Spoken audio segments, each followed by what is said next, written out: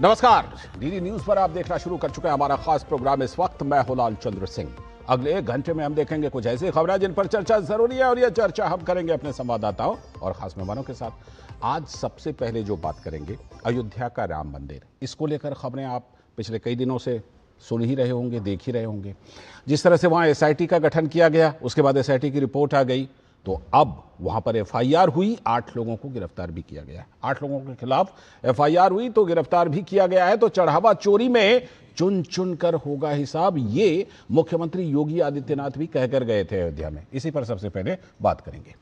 इसके बाद आज खास चर्चा खास मेहमानों के साथ, और वो खास चर्चा होगी कि पश्चिम बंगाल में जो नई बीजेपी सरकार है, शुभेंदु अधिकारी की सरकार, वो कानून का एक नया दौर ला रही है क्या? क्योंकि यूसीसी समेत यूसीसी कानून तो ला ही रही है, इसके अलावा कई कानूनों में संशोधन कर, जैसे गुंडा एक्ट है, उसमें संशोधन करके अपराधियों पर शिकंजा कसने की पूरी तैयारी है। और उधर जो वित्त मंत्री स्वपन दास गुप्ता हैं, उन्होंने व्हाइट पेपर, श्वेत पत्र लाने की बात कही है। जितनी भी गड़बड़ियां हुई हैं अलग अलग विभागों में, सभी विभागों का श्वेत पत्र जारी किया जाएगा। इस पर खास चर्चा खास मेहमानों के साथ। और इसके बाद बात पंजाब की, वो जो वायरल वीडियो है उसका विवाद, उसमें भगवंत मान ने लगातार बयान बदले हैं और ताजा बयान यह है कि वो किसी ने मेरा मास्क पहन करके बना लिया।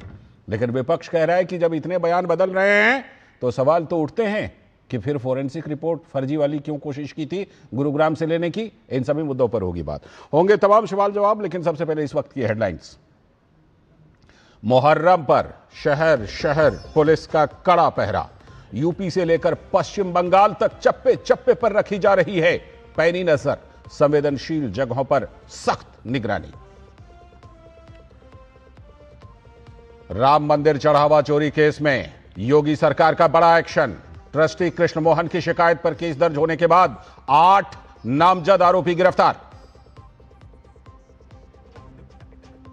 पश्चिम बंगाल में बीजेपी सरकार की यूसीसी समेत कई महत्वपूर्ण बिल लाने की तैयारी, वित्त मंत्री का ऐलान, हर विभाग की होगी जांच और लाया जाएगा श्वेत पत्र।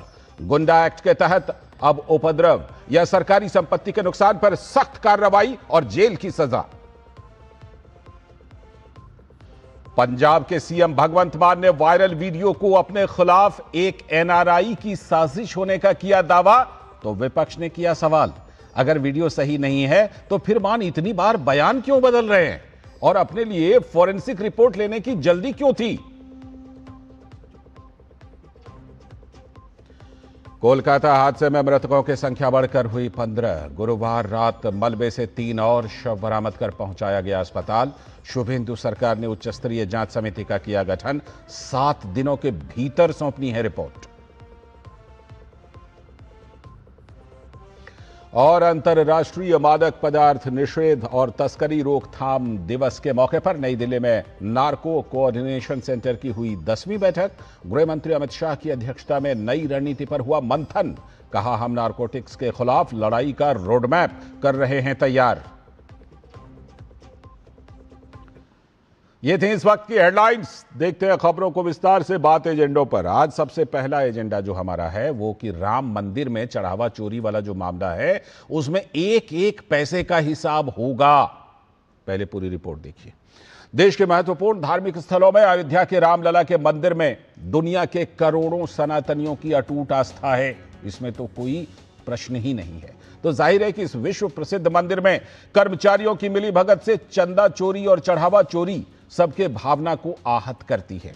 लेकिन चढ़ावे की चोरी पर एसआईटी की जांच ने सच को सामने लाने की कोशिश की है। अब खबर यह है कि श्री राम जन्मभूमि तीर्थ क्षेत्र के महासचिव चंपत राय ने राम मंदिर ट्रस्ट से इस्तीफा दे दिया है। ट्रस्ट के सदस्य अनिल मिश्रा ने भी इस्तीफा दे दिया है। राम मंदिर चढ़ावा चोरी केस में इन ट्रस्टियों ने नैतिकता के आधार पर अपना अपना इस्तीफा दिया। कहा जाता है कि चंदा और चढ़ावा चोरी के आरोपों के बीच चंपत राय और अनिल मिश्रा दोनों पर ही इस्तीफा देने का दबाव था।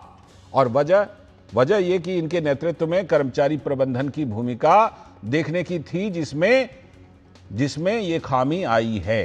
तो इस मामले में एसआईटी की रिपोर्ट के बाद 8 लोगों पर केस दर्ज हुआ है, जिन्हें हिरासत में लेने के बाद अब पुलिस ने इनको अंतिम तौर पर गिरफ्तार भी कर लिया था। इन सभी 8 आरोपियों को खबर लिखे जाने तक कोर्ट में पेश कर दिया जाएगा, यानी आज ही संभवतः इनको पेश या तो कर दिया गया होगा या किया जाएगा। वहीं राम मंदिर चढ़ावा चोरी केस में सीएम योगी आदित्यनाथ भी एक्शन मोड में हैं। आज देवरिया से सीएम योगी ने एक बार फिर आस्था से खिलवाड़ करने वालों को चेतावनी दी और कहा कि जन आस्था से जिसने भी खिलवाड़ किया है वो बचेगा नहीं, दूध का दूध पानी का पानी करके रहेंगे। हालांकि योगी आदित्यनाथ ये भी दोहराते हैं कि जिनका राम मंदिर से कोई आस्था नहीं है वो इस मुद्दे पर सियासत करने के लिए बेतुका बयान दे रहे हैं। कांग्रेस के राष्ट्रीय अध्यक्ष मल्लिकार्जुन खड़गे ने कहा है कि राम मंदिर बनने के बाद अब वहां लूटपाट हो रही है। उन्होंने कहा कि राम मंदिर में 5,000 करोड़ रुपए से ज्यादा की लूट की खबरें सामने आई हैं। चढ़ावा घोटाले में खुद पुजारी भी शामिल हैं। खड़गे ने कहा कि ये पुजारी राम के नाम पर पूजा करते हैं और उन्हीं के नाम पर लूट करते हैं। और अरविंद केजरीवाल, जो राम मंदिर की जगह अयोध्या में पहले अस्पताल बनाने वाले थे और उनकी नानी रोक रही थी कि मत जाओ वहां, वो अब अयोध्या में दर्शन की इच्छा जता रहे हैं। वहीं अखिलेश यादव राम मंदिर में चंदा चोरी के बहाने 500 वर्षों के आंदोलन पर ही सवाल उठा रहे हैं। कांग्रेस पार्टी, जिनको राम के अस्तित्व पर संदेह था, वो चंदा चोरी के मुद्दे पर सरकार को घेर रही है। तो सीएम योगी ने विपक्ष पर तीखा हमला बोलते हुए कहा कि आरोप लगाने वाले लोग केवल बदनाम करने का काम कर रहे हैं। इनका आचरण सबके सामने है।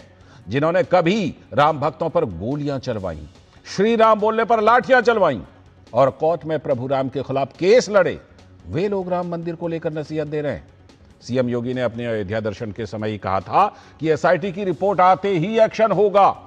ठीक एक हफ्ते बाद कार्रवाई आप सबके सामने है। जो भी राम मंदिर चढ़ावा चोरी के मामले में शामिल है, सबसे हिसाब किताब चुकता होगा। एसआईटी की टीम एक एक आरोपी को ढूंढ कर बाहर निकालेगी, किसी को भी छूट नहीं है। सनातन आस्था के साथ जो भी खेलेगा उसका अंजाम उसको भुगतना ही पड़ेगा। अब सवाल यह है कि चोरी के आरोपों के बीच मंदिर ट्रस्ट ने ही तो एसआईटी की मांग की थी और ट्रस्ट ने ही आरोपियों के खिलाफ एफआईआर भी करवाई। आस्थावान लोग सरकार की इस कार्रवाई से संतुष्ट होंगे, लेकिन जिन्हें सिर्फ सियासत करनी है वो तो लोगों के बीच भ्रम फैलाने की सियासत भी जारी रखे हुए हैं।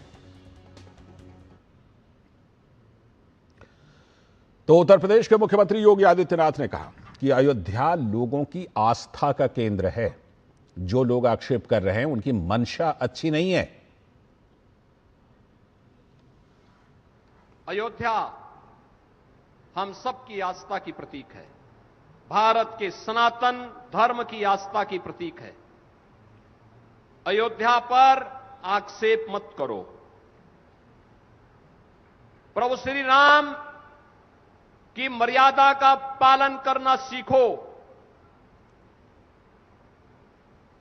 और अयोध्या के बारे में जो कदपे समाचार मिल रहे थे, हमने कहा था एसआईटी गठित की गई है। एसआईटी की रिपोर्ट आने के साथ ही हमारी कार्रवाई भी प्रारंभ हो जाएगी।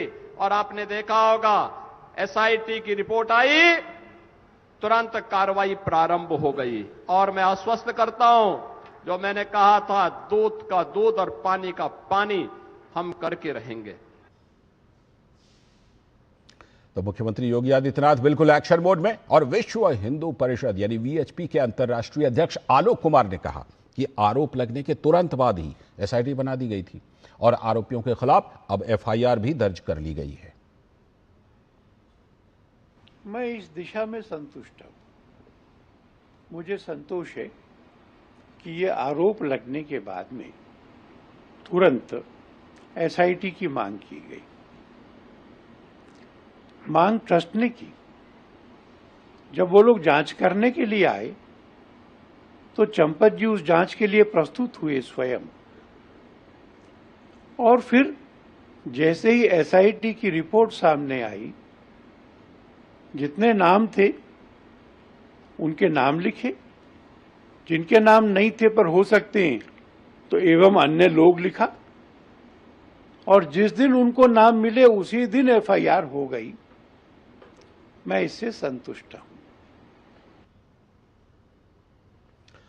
तो ये तो बात हुई कार्रवाई की, लेकिन जो आस्थावान हैं, जो सनातन हिंदू धर्म से जुड़े हुए हैं, उनके अनुयायी हैं, उनका क्या कहना है क्योंकि ये मसला धर्म से जुड़ा हुआ है, तो वो चाहते हैं कि इस पर कोई राजनीति ना की जाए। जो मामला है ये पूरा धर्म का मामला है, ये सारा का सारा धर्म का विषय है और धर्मज्ञों का इसमें बोलना बनता है। इसमें तमाम काफ़ी दिनों से आप सुन रहे हैं, तमाम राजनीतिक लोग बातचीत कर रहे हैं, विपक्षी लोग अनावश्यक आरोप लगा रहे हैं। जो अपनी राजनीति चमकाने के लिए अयोध्या आगमन कर रहे हैं, अपना अयोध्या आ रहे हैं, भगवान राम का जो भी उनके हृदय में भाव प्रकट हुआ है, इस चीज़ का हम लोगों ने पूर्ण रूप से विरोध किया है। प्रशासन के द्वारा कुछ नियमित धाराएं थी, कुछ नियमित सीमाएं थी, उनके अंतर्गत रहते हुए ताकि किसी भी प्रकार की कोई असुविधा ना हो, हम लोगों ने अपने यहाँ पे प्रदर्शन जाहिर किया और उनके पुतले का दहन किया और ये संदेश दिया है कि राम सभी के हैं, परंतु उनके विशेष रूप से नहीं है जो केवल अपनी राजनीति चमकाने के लिए कार्य करना चाहते हैं। तो बेशक इस मामले में जो भी गड़बड़ी हुई है उस पर कार्रवाई हो रही है, लेकिन राजनीति की गुंजाइश नहीं छोड़ना चाहते। जो भी श्रद्धावान हैं, जो धर्मगुरु हैं, वो कहते हैं इस पर राजनीति मत कीजिए। बहुत ज़्यादा संघर्ष करके हमने इसको हासिल किया है, राम मंदिर को, 500 वर्षों का संघर्ष। बहरहाल रामेंद्र सिंह हमारे संवाददाता जुड़ रहे हैं इस खबर पर हमारे साथ और ज़्यादा जानकारी के लिए। रामेंद्र, सबसे पहले तो यही बताइए कि जो ये खबर आ रही है कि चंपत राय और अनिल मिश्रा ने इस्तीफा दे दिया है, क्या ये इसकी पुष्टि हो चुकी है? क्या ये इस्तीफे हो चुके हैं? आपके पास इस बारे में क्या खबर है? नहीं लालचंद जी, अभी इस्तीफा नहीं हुआ है और ना ही इसकी पुष्टि हुई। हालांकि दबाव उन पर है, क्योंकि जिन 170 लोगों के एसआईटी में नाम आए थे, क्योंकि जिम्मेदारी तय होती है, तो जिम्मेदारी चंपत राय जी, अनिल मिश्रा और गोपाल राव की है। जो जवाबदेही है वो तो बनती है, तो नैतिक आधार पर इस्तीफे का दबाव है, लेकिन अभी तक इस्तीफा नहीं दिया। हमने कहा गया कि महंत जी को इस्तीफा दिया गया, जब वहाँ पता किया तो कहा इस्तीफा नहीं आया है। तो अभी तक कम से कम इस्तीफे की न पुष्टि हो रही है और ना हम बता पा रहे हैं कि इस्तीफा हुआ, तो लगभग अभी तक इस्तीफा हुआ नहीं है, लेकिन दबाव है, चूंकि नैतिक आधार बनता है इस्तीफे का, इसलिए लोग बात कर रहे हैं और शायद ऊपर से भी बात हो रही होगी कुछ, तभी इस्तीफा दिया जाएगा। ठीक, पहले दर्शकों को यही बता देते हैं कि दर्शकों, मीडिया की ये खबरें थी कि इस्तीफा दे दिया है, लेकिन हमारे संवाददाता बता रहे हैं कि अभी इसकी पुष्टि हुई नहीं है। दबाव तो काफ़ी ज़्यादा है। चलिए अब 8 लोगों पर आते हैं। 8 लोगों के खिलाफ FIR हुआ रामेंद्र, और हम देख रहे हैं कि एक्शन जो है ज़बरदस्त हो रहा है। आज देवरिया की बात जब मुख्यमंत्री योगी आदित्यनाथ की सुनी जाए और पिछले कुछ दिनों पहले जो वो अयोध्या आए थे, दोनों बातें बिल्कुल एक जैसी हैं। उस समय भी कहा था SIT की रिपोर्ट, उस समय 15 दिन इंतजार करने के लिए बोला था कि SIT की रिपोर्ट आने दीजिए, ताबड़तोड़ एक्शन होगा। वही बात आज उन्होंने गोरखपुर में कही और वही बात होती हुई दिख रही है। रामेंद्र, देखिए, योगी आदित्यनाथ को जो लोग कामकाज उनको जानते हैं वो बहुत अच्छी तरह से जानते हैं कि उनकी नीति और नियत दोनों स्पष्ट है, उनमें कोई संदेह नहीं होता। काम करने का तरीका बड़ा स्पष्ट है कि जो है वही होगा। तो जाहिर है उन्होंने जो कहा है, जो बात उन्होंने कही थी अयोध्या में, वही बात आज देवरिया में उन्होंने कही है कि कोई संकोच नहीं होगा, चाहे जितने बड़े पद पर कोई हो। राम जी की आस्था का सवाल है और करोड़ों लोगों की आस्था का सवाल है। वहां अगर कोई भी चोरी हुई है तो ये पाप है, महापाप है, तो जाहिर है कि उनको छोड़ा नहीं जाएगा, स्पष्ट है। और जो कहते हैं वो होता है। आपने देखा होगा उत्तर प्रदेश की कानून व्यवस्था से लेकर तमाम मुद्दों पर, तो जो वो कह रहे हैं वो होगा, इसको मान के चला जाए। बिल्कुल। और जिस तरह से कि इस मामले में रामेंद्र एक अवसर के तौर पर इसमें राजनीति भी की जा रही है, और योगी आदित्यनाथ और बीजेपी कह रहे हैं कि वो लोग जिन्होंने गोली चलवाई, वो लोग जिन्होंने राम नहीं है इसके लिए कोर्ट में केस लड़े, वो लोग जिन्होंने हर तरह से विरोध किया, अब उनको वो सवाल उठा रहे हैं। कम से कम हम पूरी कार्रवाई कर रहे हैं, लेकिन उनको तो कम से कम सवाल उठाने का कोई नैतिक अधिकार नहीं है। लालचंद जी, अयोध्या में जब से राम मंदिर बना है, पूरी दुनिया के सनातन धर्मावलंबियों के लिए कि भारत का मुख्य केंद्र अयोध्या है, और जब तक अयोध्या में राम मंदिर स्थापित है, लोगों की आस्था से जुड़ाव, आस्था के साथ जुड़ाव बना हुआ है, करोड़ों लोग वहां पहुंच रहे हैं। तब तक ये जाति धर्म की जो राजनीति करने वाले लोग हैं इनके लिए स्पेस नहीं बचा है। देखिए राम मंदिर में अगर आप देखिए कि पिछली बार लोकसभा चुनाव में किस तरीके से अखिलेश यादव ने कहा पूरी समाजवादी पार्टी की नहीं, इसमें घोटाला किया गया, जमीन का पैसा नहीं दिया गया और वो चुनाव जीते। तो उनको लग रहा है कि अगर राम मंदिर की आस्था पर हम डेंट कर ले जाते हैं, कहीं चोट दे ले जाते हैं तो हमारे रास्ते खुलेंगे। चूंकि अभी तक उत्तर प्रदेश की राजनीति में कोई रास्ते विपक्ष के खुलते हुए नहीं दिख रहे हैं। इस तरीके से स्पष्ट नीति, विकास और सद्धर्म के साथ, सर्वधर्म के साथ सरकार आगे बढ़ रही है तो उसमें विपक्ष के लिए कोई जगह नहीं है। तो अपने जगह की तलाश कर रहे हैं और वो राजनीतिक लोग हैं वो राजनीति करेंगे और जो धार्मिक लोग हैं वो आस्था के साथ प्रभु श्री राम को नमन करेंगे, प्रणाम करेंगे। बिल्कुल बिल्कुल, जिस तरह से ये पूरा मामला, इसमें श्रद्धावान जो श्रद्धालु हैं, हमने धर्मगुरुओं की कुछ बात सुनवाई, जो आम श्रद्धालु हैं रामेंद्र, जो आम लोग हैं, उनकी तरफ से आपको किस तरह की प्रतिक्रिया देखने को मिल रही है? ये बात तो समझी जा सकती है कि जब इस तरह की चढ़ावा में चोरी का मामला आया तो निश्चित तौर पर एक धक्का तो लगा है, लेकिन कुल मिलाकर के श्रद्धावान लोगों, आम लोगों की को इस मामले में आप किस तरह की प्रतिक्रिया देख पा रहे हैं? लालचंद जी, राम को जो जानते हैं, जो राम को मानते हैं, जिस राम रोम रोम में बसने वाले राम की यहाँ आराधना होती है, उस राम के प्रति श्रद्धा में कोई कमी आएगी ये बिल्कुल मत मानिए कि श्रद्धा में कोई कमी आएगी। बिल्कुल चढ़ावे में कमी आ सकती है कि हम चढ़ावा नहीं देंगे, ऑनलाइन देंगे, लेकिन श्रद्धा में कमी आएगी ये नहीं होगी। भारत के कण-कण में बसे राम है, राम के आचरण पर, राम के आचरण के आधार पर ही पूरे भारत का निर्माण हुआ और वो संस्कृति का हिस्सा है, सनातन संस्कृति का हिस्सा है, भारत की संस्कृति का हिस्सा है। तो उनके साथ आस्था से कोई कमी आ जाएगी ये संभव नहीं दिखता है। कम से कम राजनीतिक लोग चाहे जो कहें, लेकिन राम के साथ जुड़ने वाले लोग जुड़े रहेंगे। बिल्कुल, बेशक राम के साथ जुड़े हुए लोग जुड़े रहेंगे क्योंकि उनमें आस्था है, क्योंकि वो जानते हैं कि जो इस पर राजनीति कर रहे हैं उनका किस तरह का इतिहास रहा है। हाल तक किसी की नानी रोक रही थी, हाँ, किसी की कोई कह रहे थे वहाँ अस्पताल बनवा देते हैं, कोई फुटबॉल का मैदान बनवाना चाह रहा था, वो लोग इस पर राजनीति कर रहे हैं। फिलहाल आपका बहुत बहुत शुक्रिया रामेंद्र, जुड़ने के लिए और इस मामले पर जानकारी देने के लिए और विश्लेषण करने के लिए। अभी वक्त है एक छोटे से ब्रेक का। ब्रेक के बाद जब लौटेंगे तब आज बड़ी चर्चा, खास चर्चा जो होगी वो पश्चिम बंगाल में जो नए कानून का दौर आ रहा है क्या, क्योंकि यूसीसी समेत कई बड़े कानून और फिर कानूनों में बदलाव भी, गुंडा एक्ट जैसे जो एक्ट है उसमें बदलाव करके अपराधियों पर शिकंजा कसने की तैयारी है। एक ब्रेक के बाद।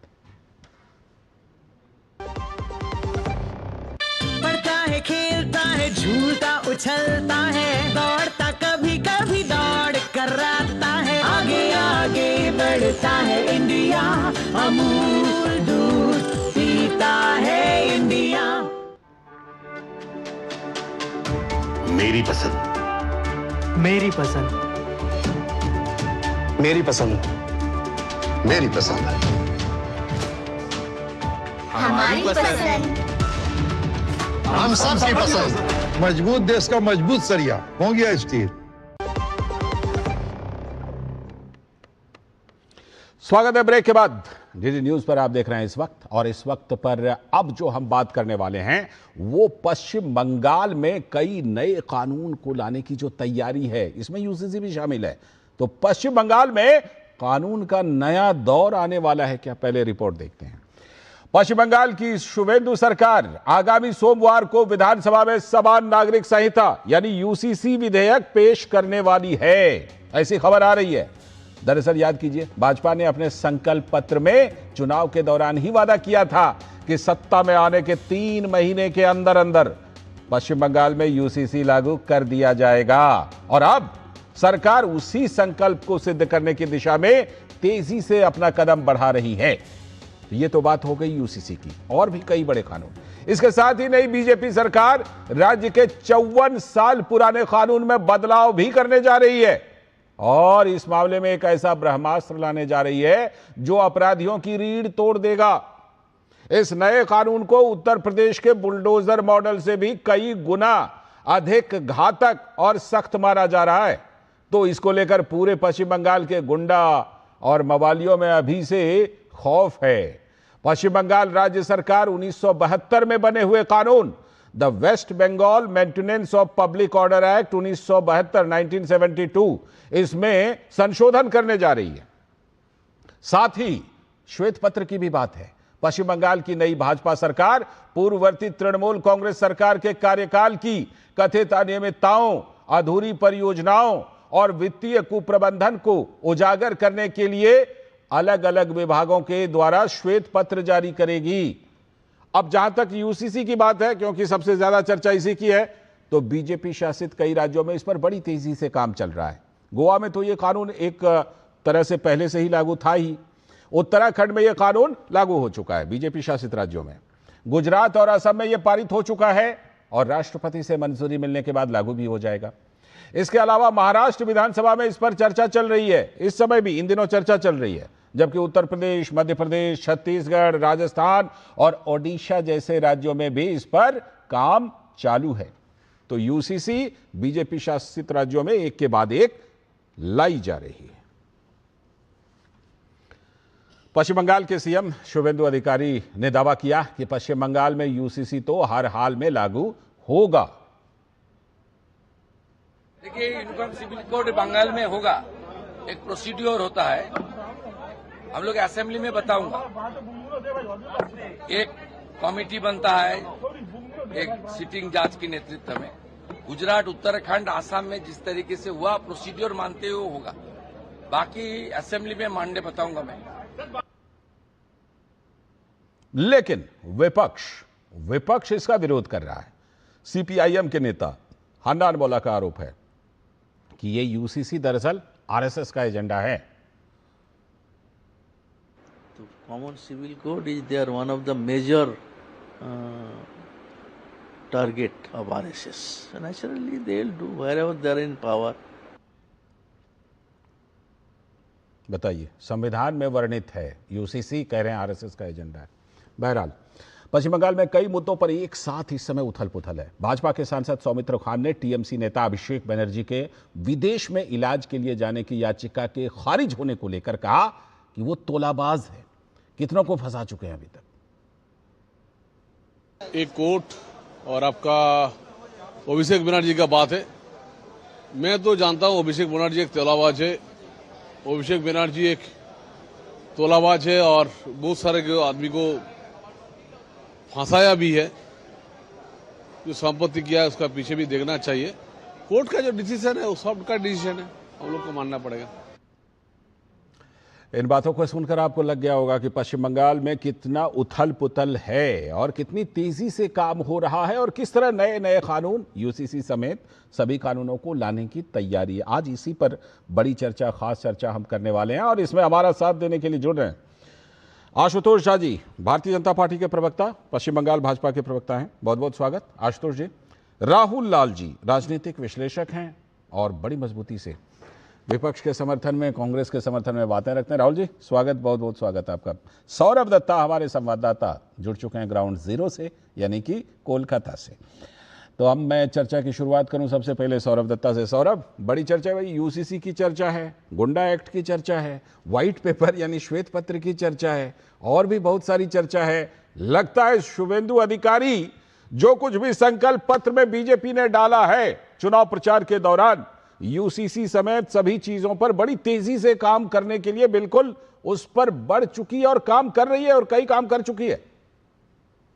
लाल जी देखिए, बीजेपी का राज्य बीजेपी का मानना है कि ये वो समय चल रहा है बंगाल में कि जब काम करना ही है तो तुरंत क्यों ना किया जाए। संकल्प पत्र में घोषित कुछ बातें थी जिसको टाइम फ्रेमवर्क दिया गया था, जो सोशल प्रोग्राम के कितने दिन के अंदर वो इंप्लीमेंट करेंगे, जैसे अन्नपूर्णा योजना। और ये सारे जो स्टैंड है, यूनिफॉर्म सिविल कोड और ये जो एंटी सोशल एक्टिविटीज एक्ट जो बिल जो लाया जा रहा है, करप्शन के खिलाफ जीरो टॉलरेंस रहेगा, ये भी संकल्प पत्र में बोला गया था। और इस वक्त असेंबली के सत्र में जो मेन ऑपोजिशन थे चुनाव के नतीजे के जरिए, तृणमूल कांग्रेस, वो बिखर चुके हैं, काफी सारे कैंप में बिखर चुके हैं जी। और इसी का फायदा कहीं ना कहीं जाके बीजेपी लेना चाहती है कि इससे अच्छा मौका नहीं है कि जब टीएमसी खुद अपने बहुत सारे इश्यूज में उलझे हुए हैं कि कौन असली तृणमूल है, कौन नकली तृणमूल है, सिंबल किसके पास रहेगा, कौन ऑपोजिशन लीडर होगा।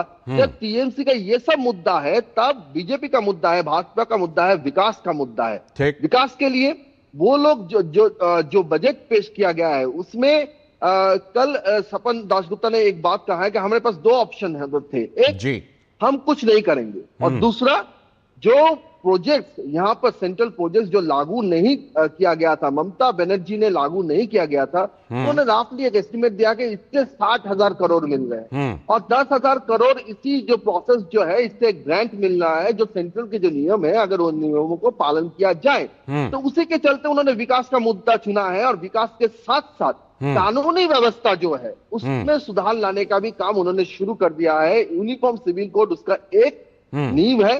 दूसरा है यूनिफॉर्म सिविल कोड अगर लागू होता है तो जो इसके विरोध में उतरेंगे या फिर इसको विरोध करेंगे वो किस तरह के तरीके से विरोध करेंगे। जैसे पहले देखा गया कि जब यहाँ पे वक्फ बिल का लागू हुआ था तो पब्लिक पुलिस के जीप जलाए गए, पब्लिक ट्रांसपोर्ट तहस नहस किया गया, ट्रेन के ऊपर, रेलगाड़ी के ऊपर, रेल प्रॉपर्टीज के ऊपर हमला हुआ। तो अभी जो ये एंटी सोशल एक्टिविटीज बिल आ रहा है उसका जो ड्राफ्ट है वो मेरे पास है, तो उसमें साफ तरीके से लिखा है कि anti social activity means anti social acting in any manner which causes or is like to causes directly or indirectly जो पब्लिक प्रॉपर्टी को नष्ट करे, पब्लिक में भय का वातावरण माहौल तैयार करे। और यहाँ पे गुंडा का भी एक डेफिनेशन दिया गया है कि गुंडा किसे कहा जाए, उसका भी डेफिनेशन दिया गया है जिसमें कहा गया है कि एक समुदाय के अगर कोई नेता, एक गोष्ठी के अगर कोई नेता, उसके एक गैंग के अगर कोई नेता उनके कहने पर अगर कहीं पर कोई वैंडलिज्म होता है तो उनको भारतीय न्याय संहिता के 111 और 112 के तहत उनके खिलाफ कार्रवाई किया जाएगा। और इसमें भी इतनी शक्ति दिखाई गई है कि उनको डिटेंशन किया जा सकता है एसपी के ऑर्डर के तहत और राज्य के कहीं भी उनको डिटेंशन किया जा सकता है। तो ये सारी बातें हैं, तो कहीं ना कहीं जाके एक तरफ से मजबूत सरकार की एक छवि भाजपा तैयार करना बिल्कुल मैं आऊंगा और डिटेल के लिए, क्योंकि आप जो बता रहे थे वो दरअसल 1972 का जो पश्चिम बंगाल का कानून है उसको और ज्यादा सख्त करने की तैयारी है जो सौरभ दत्ता बता रहे थे। और सौरभ दत्ता ने यह भी बात कही कि वक्फ बिल के दौरान बड़ा तोड़फोड़ किया था, सीएए के दौरान भी बड़ी तोड़फोड़ वहां पर हुई थी, लेकिन उस समय का दौर कुछ और था, अब का दौर कुछ और है। राहुल लाल जी, दौर बदल रहे हैं और दौर बदल रहे हैं तो कई राज्यों में बदलाव भी आ रहा है। राहुल लाल जी, कई राज्यों में यूसीसी बिल्कुल जो है फाइनल स्टेज में है, उत्तराखंड में लागू है, गुजरात असम में लागू लगभग समझ लीजिए कि राष्ट्रपति की मंजूरी के बाद लागू ही है, और बाकी राज्यों में भी करीब करीब आधा दर्जन राज्यों में तैयारी चल रही है। राहुल जी, और विपक्ष का तर्क यह है कि यह आरएसएस का एजेंडा है। कहां से आरएसएस का एजेंडा है? ये तो संविधान में बाबा साहब आंबेडकर और पूरी संविधान सभा लिख करके गई है कि राज्यों को यूसीसी लागू करना है, जो 8 दशकों तक नहीं किया सभी सरकारों ने, और सिर्फ तुष्टीकरण के नाम पर और छद्म धर्मनिरपेक्षता के नाम पर। राहुल लाल जी, आज वो हो रहा है। लालचंद जी, देखिए, मैं समान नागरिक संहिता यूसीसी पे तो आऊंगा, लेकिन पहले जो वहां के वित्त मंत्री ने कहा है कि श्वेत पत्र आर्थिक कुप्रबंधन और घोटालों को लेकर विभिन्न मंत्रालयों का श्वेत पत्र जारी किया जाएगा, पहले थोड़ा स्वागत करने वाले चीज का थोड़ा स्वागत कर लेता हूं लालचंद जी। क्योंकि देखिए, भारतीय जनता पार्टी, उनके तमाम वरिष्ठ नेता लंबे समय से आरोप लगाते रहते थे कि भाई टीएमसी का सिंडिकेट था, कट मनी राज चल रहा था, सिंडिकेट राज चल रहा था। मेरी मांग यह है वहां के माननीय वित्त मंत्री से और वहां के सरकार से कि देखिए, वहां के परिवहन मंत्रालय की बड़ी विस्तृत तौर पर जांच कराई जाए, वहां के पर्यावरण मंत्रालय की बड़ी विस्तृत तौर पर जांच कराई जाए, हुगली पुल निगम जो है उसके भ्रष्टाचारों की जांच कराई जाए। सभी विभागों के श्वेत पत्र की बात कही है, और उसमें जिन जिन विभागों का आप नाम ले रहे हैं वो निश्चित तौर पर शामिल है। लालचंद जी, मैं बता रहा हूं ना, देखिए 2020 में तूफान आया था, अम्फान तूफान आया था, उसके राहत सामग्री में बड़े लूटपाट के आरोप लगे थे, और ये सब आरोप भारतीय जनता पार्टी ने लगाए थे तब के टीएमसी के ऊपर। और इन तमाम मंत्रालयों को उसमें कौन संभाल रहे थे?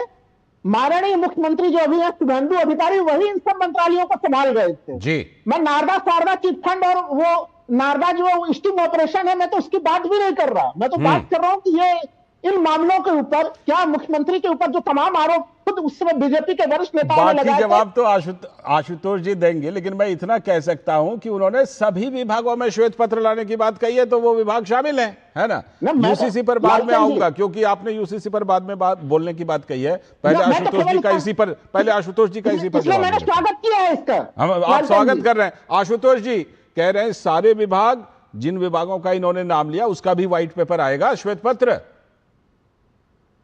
बिल्कुल, देखिए लालचंद जी, जब हमने कहा है कि हम श्वेत पत्र जारी करेंगे और पश्चिम बंगाल की जनता के मन में जो जिस तरीके का हमने अपने संकल्प पत्र के माध्यम से एक भरोसा दिलाया था कि जो भी अनियमितताएं हुई तृणमूल कांग्रेस के राज में उसकी जांच होगी, तो उसमें सभी मंत्रालय आएंगे। और ये विशेषकर चुन चुन के ये मंत्रालय बता रहे हैं ये राहुल लाल जी, नहीं वो मैं तो कहता हूँ बता रहे हैं, तो उसके पीछे भी उनका कुछ एजेंडा है, वो आपको घेरना चाह रहे हैं।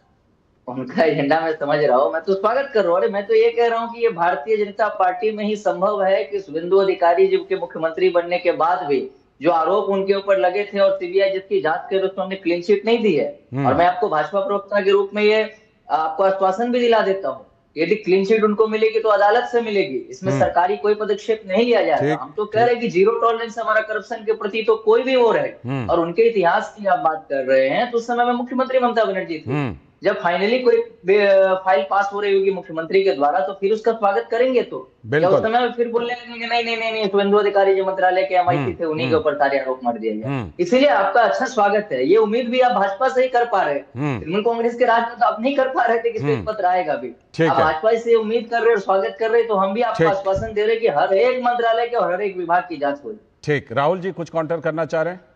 ना, मैं तो देखिए भारतीय जनता पार्टी कह रहे हैं कि सारे विभागों का होगा। नहीं, मैं तो बिल्कुल, मैं इसलिए मैंने शुरुआत में कहा कि मैं स्वागत करता हूं, क्योंकि हमें याद है कि माननीय प्रधानमंत्री मोदी जी के तमाम आरोप थे उस समय, माननीय गृह मंत्री अमित शाह जी के आरोप थे। बोल दिया सारे विभागों का होगा, किसी को बख्शा नहीं जाएगा। अब मैं यूसीसी पर आऊं, उससे पहले जरा सौरभ से एक अपडेट लेने दीजिए। सौरभ, ये खबर आई कि शादी, तलाक, इन सब चीजों को लेकर के एक कानून लेकर के आया जाएगा। ये बताइए कि जो पश्चिम बंगाल में यूसीसी लाने की तैयारी है, जो कुछ राज्यों में जैसे उत्तराखंड में लागू है, गुजरात ने पारित कर दिया, असम ने पारित कर दिया, उसी तरह का होगा या कुछ प्लस माइनस हो सकता है? सौरभ, देखिए ये जो कानून बिल जो लाया जा रहा है और सोमवार को जो पेश होगा उसके ऊपर 1 घंटा डिस्कशन होगा, लेकिन उसका बिल का ड्राफ्ट अभी तक डिस्ट्रीब्यूट नहीं हुआ है। तो जैसे मैं जैसे एंटी सोशल एक्ट तो मेरे पास वो ड्राफ्ट है जो दिया गया था, आपके पास उपलब्ध है। मैं बोल रहा था। लेकिन यूनिफॉर्म सिविल कोड को बंगाल में किस तरह से लागू किया जा रहा है, क्या वो असम, उत्तराखंड, गोवा जैसे राज्य में जैसे है उसी का एक रेप्लिका है, या फिर बंगाल की संस्कृति को ढांचे में रखकर, ध्यान में रखकर, बंगाल की जो कम्युनिटी है उसको ध्यान में रखकर कुछ अलग सारे नियम बनाए जा रहे हैं, कुछ मॉडिफिकेशंस हो रहे हैं। वो डिटेल्स जानने के लिए अभी भी थोड़ा इंतजार करना पड़ेगा, क्योंकि उसका ड्राफ्ट अभी तक डिस्ट्रीब्यूट नहीं हुआ है। और ये एक बात जोड़ लूं, कल सपन दासगुप्ता ने, अर्थमंत्री वित्त मंत्री सपन दासगुप्ता ने जो कल स्टेटमेंट दिया, उन्होंने 2 बातें कही है एक श्वेत पत्र को लेके। एक तो श्वेत पत्र प्रकाश किया जाएगा, और दूसरी बात है कि कंट्रोलर ऑडिटर जनरल के रिपोर्ट, सीएजी रिपोर्ट, जितने सीएजी रिपोर्ट दबा के रखे गए थे वो सब अब उजागर होंगे, है ना? अब ये सवाल ये भी उठा था कि उन समय पर जो विरोधी थे, जो तृणमूल के हैं, वो भी कह रहे थे कि जो हमेशा वॉशिंग मशीन की बात करते हैं, तो वो कहते हैं उस वक्त मंत्री कौन थे, लेकिन तब ये टिप्पणी भी किया गया था मंत्री कौन थे, हर एक डिसीजन कैबिनेट के जरिए आता था, तो कैबिनेट का हेड कौन, हेड मास्टर नहीं कौन थी। ठीक है, ये बात सामने आ रहा है, क्योंकि टीएमसी के जो भी लोग भ्रष्टाचार में लिप्त हुए हैं, जिनका भी बयान आया है, सबका सीधा निशाना यहाँ तक ही है कि हर एक डिसीजन या तो ममता बनर्जी या फिर अभिषेक बनर्जी के जरिए आता था। और इसका एक बड़ा निदर्शन ये है कि पत्थर खदान, बीरभूम के जो पत्थर खदान थे, 1 महीने में जहां 7 करोड़ रुपया रेवेन्यू अर्न किया गया, वो कम से कम 10-12 गुना गया है ना? 80 करोड़ से ज्यादा 1 महीने में हुआ, 1 साल में टीएमसी और 1 महीने में। राहुल लाल जी, यूसीसी की बात हम कर रहे थे, आप बोल रहे थे कि यूसीसी पर अब बोलूंगा। बताइए, यूसीसी तो एकदम संविधान सम्मत चीज है भाई, फिर भी विपक्ष कह रहा है आरएसएस का एजेंडा। पहले 80 साल तक तो उस पर बात तक नहीं की। मुझे तो लगता है बात उस पर बात करना क्या, हमेशा उसके खिलाफ बात करने वाले लोग मिल जाते हैं, जबकि बात वो संविधान सम्मत चीज। बताइए।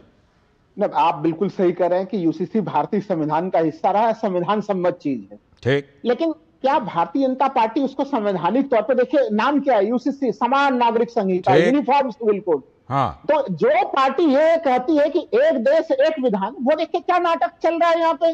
पहले हम उत्तराखंड में करेंगे, आप केंद्र में है सत्ता में, आप 12 साल केंद्र में सत्ता में रहे आप लाइए, अगर आपको इतना ही यूसीसी से प्यार है। राहुल जी, आप क्या चाह रहे हैं कि ये राज्यवार ना ला करके सीधे केंद्र में लेकर के आए? विपक्ष करेगा समर्थन? जिन पार्टियों का आप वैचारिक तौर पर समर्थन करते हैं राहुल जी, वो पार्टियां इस कानून का समर्थन करेंगे यूसीसी का? वो तो दिन रात उसके खिलाफ बोलती हैं। लालचंद जी, वो तो राज्य स्तर पर भी विपक्ष, तो देखिए विपक्ष उसमें कई कारणों से, ये चूंकि डिबेट का समय छोटा है, लेकिन विपक्ष कई कारणों से उसका विरोध कर रहा है। हाँ। लेकिन भारतीय जनता पार्टी इसका समर्थन कर रही है। तो मैं कह रहा हूं, आप उत्तराखंड में लागू करते हैं, फिर होता है कि भाई गुजरात विधानसभा ने पारित किया, असम विधानसभा ने पारित किया।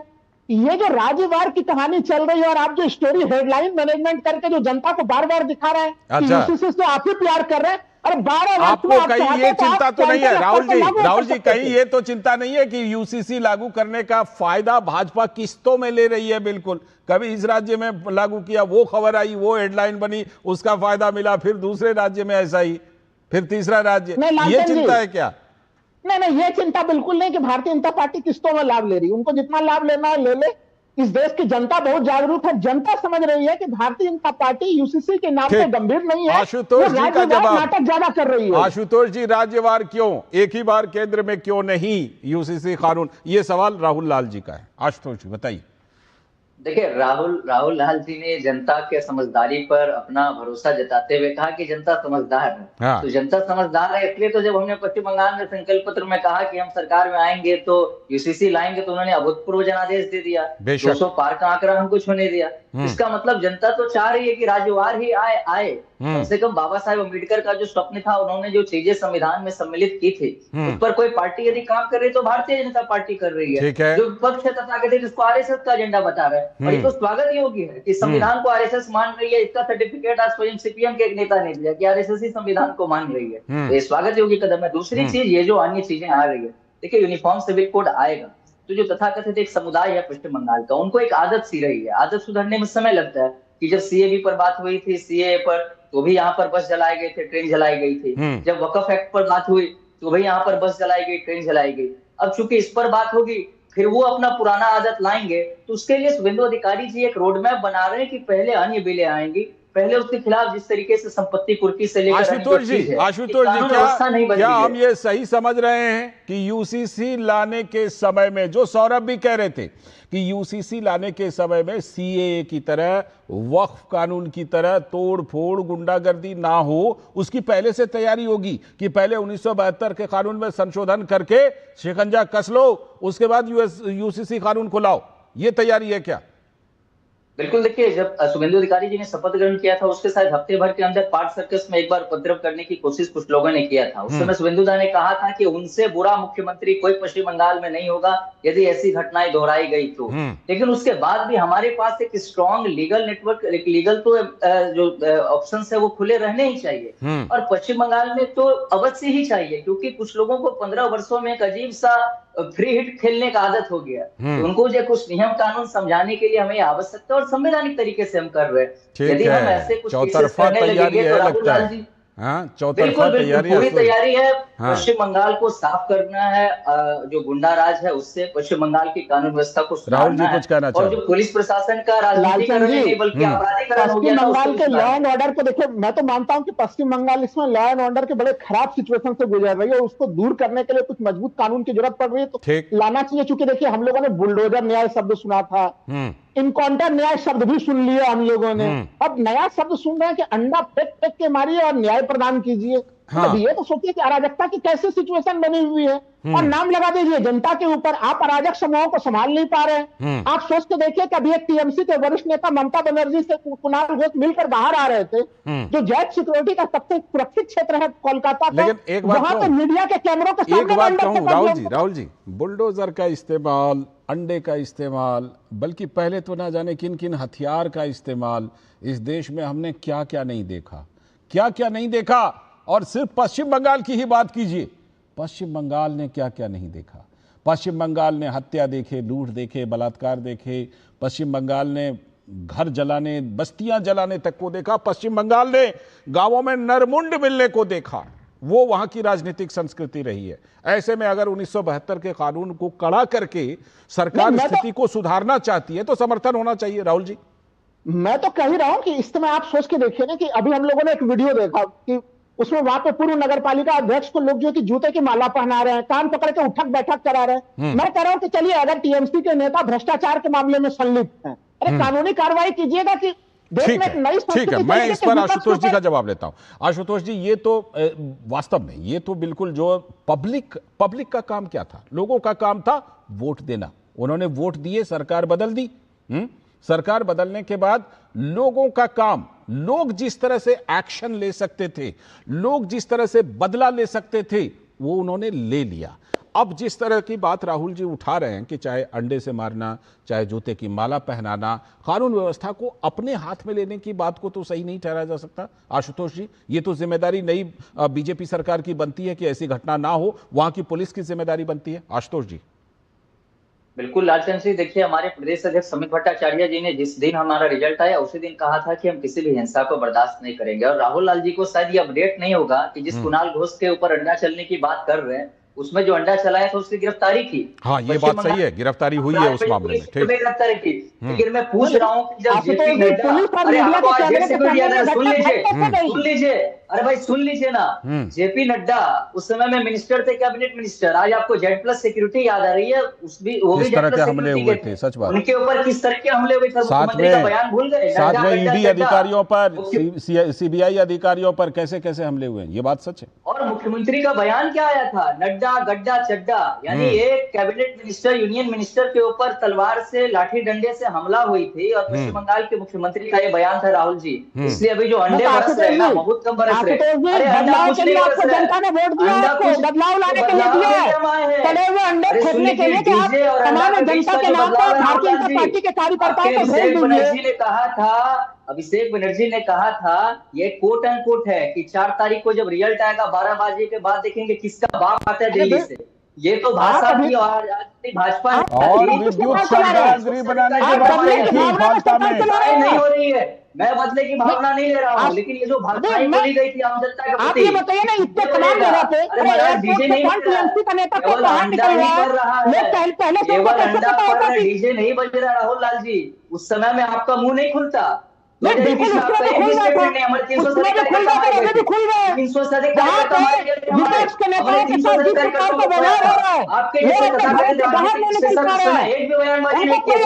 आज केवल अंडा पड़ रहा है तो आपको दुख हो रहा है। नहीं, यहाँ पर एक बात आशुतोष जी, कम से कम ये देखिए, अंडा अगर पब्लिक मारती है, कई बार रोष प्रकट करने के लिए पब्लिक ऐसा करती है, मान लेते हैं, ठीक है, लेकिन फिर भी हमें ये बात माननी चाहिए कि पब्लिक का जो काम था वो उन्होंने कर दिया है ना।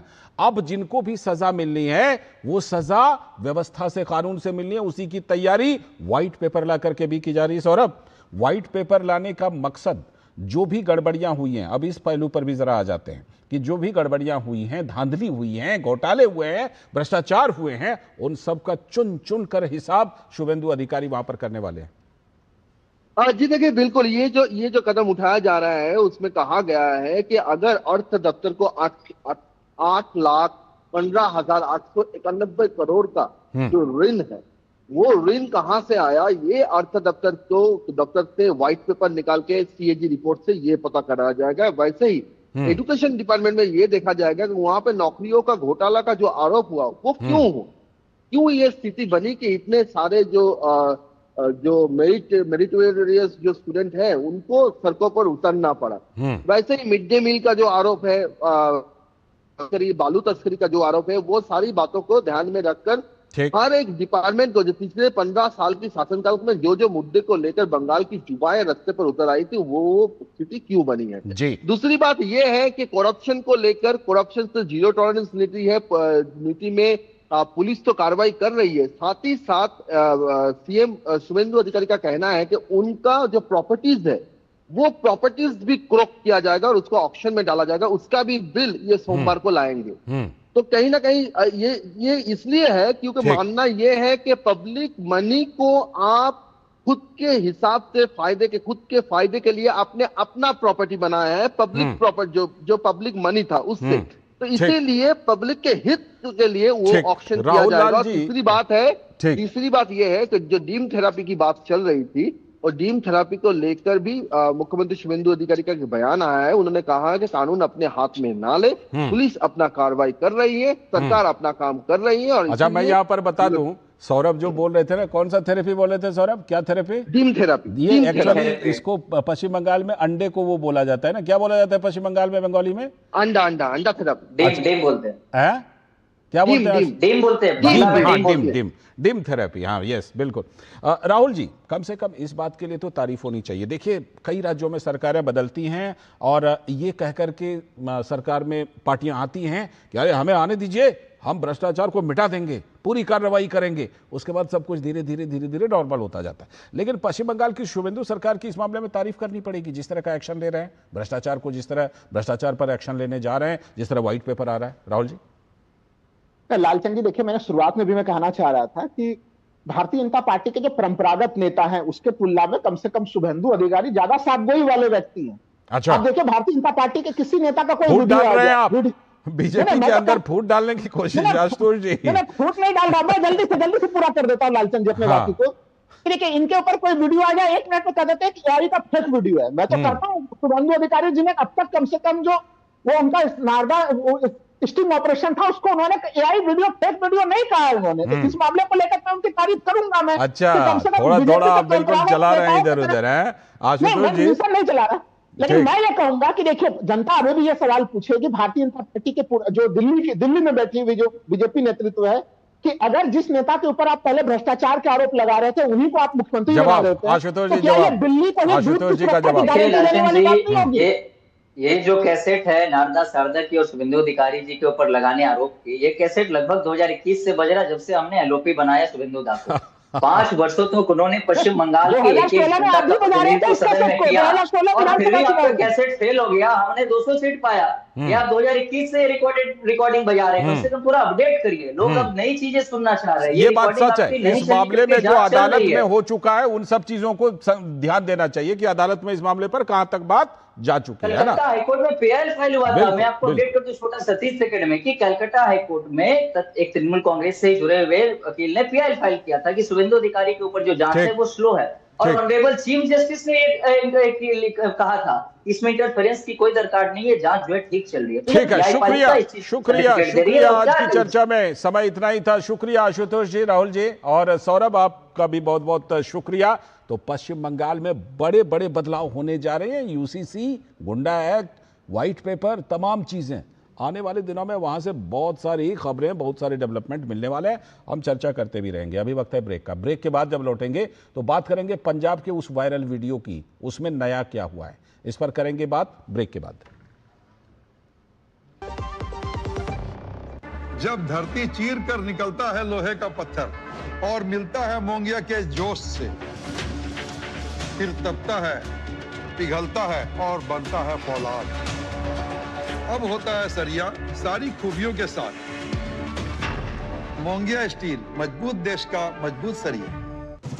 ओ हरि भैया, अरे वाह, खेतों में कौन सी फसल लगाए हो? 12 महीने कमा कर दे ऐसी फसल। क्या? मैंने नया व्यवसाय शुरू किया है। उसके लिए पैसे? इसमें किसी निवेश की जरूरत ही नहीं। अच्छा मुखिया जी। अरे मुखिया जी नमस्ते। अरे हरी, कब आ रहे हो? आप बस चलिए, मैं पहुंचता हूं। अब मैं LIC एजेंट हूं। LIC एजेंट बनो, अब बड़ा सोचो। हमारी वेबसाइट पर जाएं या अपनी नजदीकी LIC शाखा से संपर्क करें। स्वागत है ब्रेक के बाद। आप देख रहे हैं DD न्यूज पर। इस वक्त आप बात करेंगे पंजाब की, जहां मुख्यमंत्री भगवंत मान की मुश्किलें बढ़ती जा रही हैं। क्या? क्योंकि पंजाब के मुख्यमंत्री भगवंत मान से जुड़े एक विवादित वायरल वीडियो मामले में आम आदमी पार्टी की सरकार और मुख्यमंत्री के बदलते बयानों के बीच इस पूरे मामले में बहस और ज्यादा तेज हो गई है। हरियाणा के गुरुग्राम में पुलिस ने CM मान के क्लीन चिट मामले में 2 लोगों को गिरफ्तार किया। फर्जी फोरेंसिक रिपोर्ट मामले में बताया जा रहा है कि मामले में डिजिटल सबूतों के साथ छेड़छाड़ करने की कोशिश हुई है, जिसमें एक फर्जी फोरेंसिक और साइबर एनालिसिस रिपोर्ट तैयार की जा रही थी। जबकि CM मान का दावा है कि जो तस्वीर में दिखने वाला शख्स है उसने मेरी शक्ल का मास्क पहना हुआ है। कल तक वो क्या कह रहे थे वीडियो में देखने वाला शख्स कोई और है, मैं हूं ही नहीं। अकाल तख्त से गुरुदोषी करार दिए जाने के बाद भगवंत मान की मुश्किलें बढ़ती हुई नजर आ रही हैं। जिस वायरल वीडियो की फॉरेंसिक रिपोर्ट से मुख्यमंत्री खुद का पीछा छुड़ा रहे थे, उसे अब फर्जी बताया जा रहा है। इसी मामले में गुरुग्राम पुलिस ने फर्जी फॉरेंसिक और साइबर विश्लेषण रिपोर्ट तैयार कराने के षड्यंत्र का पर्दाफाश भी किया है। इस मामले में डीएलएफ सेक्टर 29 थाना पुलिस ने विभिन्न धाराओं के तहत केस दर्ज किया था। मामला दर्ज होते ही अपराध शाखा सेक्टर 40 की टीम ने कार्रवाई करते हुए 2 आरोपियों को गिरफ्तार भी कर लिया है। अब उन पर पुलिस अधिकारियों पर भी आरोप है ये कि उन्होंने फॉरेंसिक रिपोर्ट तैयार कराने के लिए पैसा और दबाव डाला था। 2 लोगों की गिरफ्तारी के बाद अकाली दल, कांग्रेस और बीजेपी के नेता सवाल पूछ रहे हैं कि एक सच को छुपाने के लिए आम आदमी पार्टी सरकार रोज एक झूठ सामने ला रही है। श्री अकाल तख्त के फैसला को झुठलाना चाहती है। गुरुग्राम के एसीपी क्राइम नवीन शर्मा की माने तो जिन 2 युवकों को गिरफ्तार किया गया है, उनकी पहचान अरुण और अंकित के रूप में हुई है। इन दोनों ने फर्जी रिपोर्ट तैयार की थी और खुद को अलग अलग फॉरेंसिक लैब से जुड़ा हुआ बताया था। हालांकि वो दोनों ही लैब सरकार के द्वारा मान्यता प्राप्त नहीं थी। साथ ही शिकायतकर्ता ने यह भी बताया कि गुरुग्राम में एक निजी होटल में पंजाब पुलिस के 2 बड़े अधिकारी मिलने के लिए आए थे और 10 लाख रुपए देकर फर्जी रिपोर्ट तैयार करने का दबाव बना रहे थे। वायरल वीडियो में गुरु के अपमान को लेकर मुख्यमंत्री भगवंत मान के खिलाफ अकाल तख्त ने कड़ा फैसला सुनाया था। सीएम मान को गुरुद्रोही घोषित कर दिया गया है और पंथ यानी सिख समुदाय से कहा गया है कि वे उनसे कोई संबंध ना रखें। मुख्यमंत्री मान ने इस आरोप से इनकार किया था और कहा था कि वीडियो एआई से बनाया गया था, जबकि अकाल तख्त ने यह दावा किया था कि फोरेंसिक जांच में वीडियो असली पाया गया है। लेकिन सबसे इस मामले में जैसे लगातार बयान बदल रहे हैं, तो सबसे हाल वाला बयान क्या है वो सुनवाते हैं। पंजाब के सीएम भगवंत मान ने अब दावा किया है कि विवादित वीडियो में वो नहीं है, उनके सिलिकॉन मास्क का प्रयोग किया गया है। सुनिए।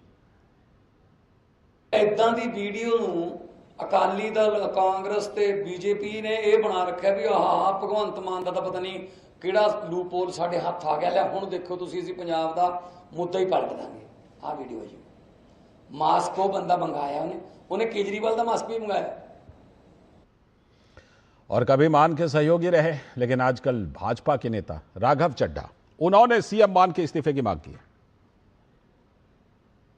भगवंत मान का जो असली बेअदबी वीडियो है, उसके सच को छुपाने के लिए जिस प्रकार से एक फर्जी फैब्रिकेटेड फॉरेंसिक रिपोर्ट बनाने का पाप भगवंत मान और पंजाब सरकार ने किया है, उसका भांडा फूट चुका है।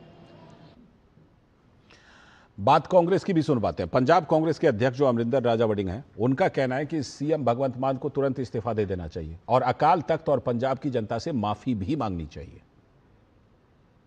कांग्रेस पार्टी डिमांड कर दी है कि मुख्यमंत्री साहब आपदे अहुदे तो अस्तीफा देन ते अकाल तख्त के सामने जाके पेश होन ते ये जिहड़ा गुनाह है ओरे बारे पंजाब दे लोकां तो और नामनेवा संगत तो गुरु दी तो माफी मंगन।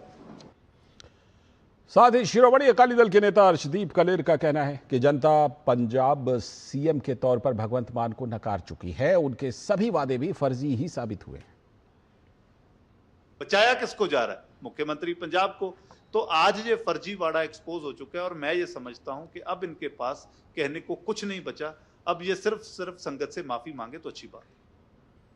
हमारे संवाददाता गुरमीत सिंह जुड़ चुके हैं हमारे साथ इस मामले पर जो कुछ नया हो रहा है उसके बारे में जानकारी देने के लिए। गुरमीत, मुझे तो लगता है भाई इसमें देखिए क्या क्या हुआ। पहले क्या कहा कि एआई का वीडियो है, उसके बाद क्या कहा हमारा हमशक्ल है, उसके बाद क्या कहा कि हमारा सिलिकॉन वाला मास्क जो है वो पहन करके आ रहे हैं। विपक्ष को तो पूरा मौका दिया है भगवंत मान ने खुद और आम आदमी पार्टी ने हमला बोलने का। देखिए लालचंद्र, इसमें जो कुछ अभी तक निकलकर सामने आया है, जो विरोधी हैं उनका जो बिल्कुल मीडिया के गलियारे में खबर चल रही है, जो राजनीतिक गलियारे में जो हलचल है फिलहाल, वो ये है कि अभी तो बहुत इनिशियल स्टेज है, क्योंकि इलेक्शन आना है और इलेक्शन से पहले पहले बहुत कुछ होना है। ये सिर्फ एक वीडियो, जैसा हमने लास्ट डिस्कशन में बात की थी, जगमन समरा नाम का शख्स जो कनाडा में रहता है, जिसके खिलाफ मुख्यमंत्री कल बहुत कुछ बोल गए और मुख्यमंत्री ने ये भी कहा कि वो अकाल तख्त साहिब के सामने भी कहा था कि वो ट्रकी है, वो ड्रग्स लेता है, उसको संगल यानी कि जंजीरों से बांधना पड़ता है। और वो शख्स एक बार फिर से सोशल मीडिया पर अपीयर हुआ है। जब कल भगवंत मान ने अपना प्रेस कॉन्फ्रेंस किया, उसके बाद उसने कई फिर से खुलासे किए। उसने कहा है, यही बात उठाई है कि अगर ये वीडियो में मास्क था तो सीधे तौर पर आप तो अकाल तख्त साहिब पर जाकर पहले ही ये बताते कि इस पर मास्क लगा हुआ है इस व्यक्ति पर, आपने वहां पर नहीं बताया।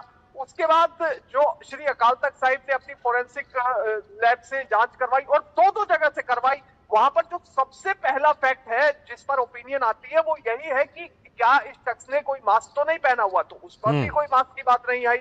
इसके बाद जो भगवंत मान सरकार ने अपना गुरुग्राम से जो टेस्ट करवाया लैब टेस्ट, उसमें भी कोई मास्क की बात नहीं आई। तो अब अचानक से मास्क कहां से आ गया? अभी नहीं, एक बात और गुरमीत, एक बात और, इन्होंने दावा किया था कि 1149, मैं अगर सही बोल रहा हूं, 1149 फ्रेम को हमने एक एक फ्रेम को देखा है, ये हम शक्ल है। उस 1149 फ्रेम में भी ये मास्क नहीं दिखा था इनको। लालचंद, एक्चुअली जो फ्रेम है वो 1191 1191 ठीक है, करेक्ट 1191 और 1191 में आप ये लगाइए कि 48 घंटे में भी मुझे लगता है कि 44-45 घंटे में रिपोर्ट तैयार हुई है। तो विरोधी पार्टियां भी ये कर रही हैं और जितने भी जो इस मामले के जानकार हैं और खासतौर पर फोरेंसिक एक्सपर्ट से भी मैंने एक दो से बात की, उनका एक कहना है कि ये तो टोटली इम्पॉसिबल है। और अगर वो दिन रात बैठकर देख भी रहे थे सारे फ्रेम तो उन्हें मास्क नजर नहीं आया। अब दरअसल इसमें एक लूप होल ये है कि यदि दोनों वीडियो आप ध्यान से देखें जो कल भगवंत मान जो पंजाबी मुख्यमंत्री उन्होंने पेश की और जो वीडियो सोशल मीडिया पर वायरल हो रही है, दोनों बिल्कुल अलग वीडियो अपीयर हो रही हैं। और कुछ लोग ये भी आरोप लगा रहे हैं जो मुख्यमंत्री ने कल वीडियो पेश की है वो बाद में ऐसा हो सकता है कि किसी ने शूट करवाई है, दोबारा से रीशूट हुआ है उसका। देखिए, सबसे बड़ा सवाल ये भी है, बड़ा सवाल ये भी है कि एआई वाला जब दावा सही नहीं हुआ, एआई वाला दावा सही नहीं, हम शक्ल वाला दावा सही नहीं, तो ये सिलिकॉन मास्क वाला दावा सही है, इसकी क्या गारंटी है? यही है आधार सबसे ज्यादा सवाल का। फिलहाल शुक्रिया, इस मामले में जो आगे होगा गुरमीत, हम लोग अपडेटेड रहेंगे, आपको संपर्क करते रहेंगे। फिलहाल बहुत बहुत शुक्रिया आपका जुड़ने के लिए, और इसी के साथ आज के इस वक्त में इतना ही। पूरी टीम को दीजिए अनुमति। नमस्कार।